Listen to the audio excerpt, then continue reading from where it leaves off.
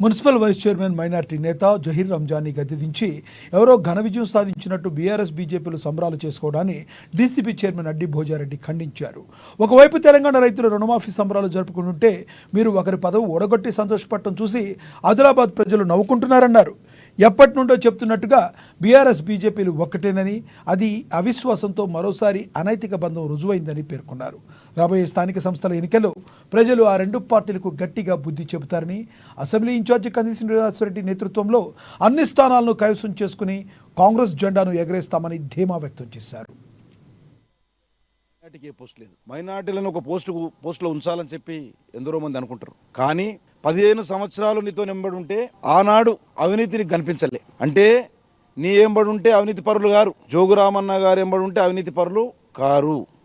జోగురామన్న వదిలేస్తే అవినీతి పరులు అయిపోతారు. అసలు ఆదిలాబాదులో 20 సంవత్సరాల నుండి అవినీతిని పెంచింది, అవినీతిని పోషించింది మాజీ మంత్రివర్యులు జోగురామన్న గారు అని చెప్పి, వారి సుపుత్రుడని చెప్పి, చిన్న సుపుత్రుడని చెప్పి, చిన్న కుమారుడని చెప్పి ఈ ఆదిలాబాద్ జిల్లా ప్రజలకు కాదు, రాష్ట్ర ప్రజలకు తెలుసు. ఇక మీరు ఓడిపోయినరు, మీతోనేం కరగది, మీతోనేం జరగది, మీ పార్టీ ఉండదని చెప్పి ఆయన కాంగ్రెస్ పార్టీలో జాయిన్ అయితే, ఇటు బీజేపీ పార్టీ గౌరవ శాసనసభ్యులు అదేవిధంగా మాజీ శాసనసభ్యులు మాజీ మంత్రివర్యులు జోగురామన్న గారు మీరిద్దరు కలిసి ఒక మైనార్టీ బిడ్డను దించడం, ఈ అక్రమ సంబంధం అనేది బహిర్గతమైపోయింది. మీ ఇద్దరికి ఉన్న అక్రమ సంబంధం అనేది బహిర్గతమైపోయింది. ఈరోజు ఆదిలాబాద్ ప్రజలకు పూర్తి తెలిసిపోయింది.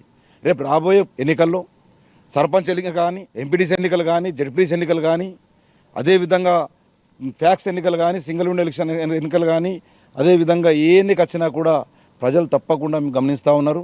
మీ ఇద్దరికి తప్పకుండా బుద్ధి చెప్పడం జరుగుతుందని చెప్పి ఈ సందర్భంగా తెలియజేస్తా ఉన్నాం.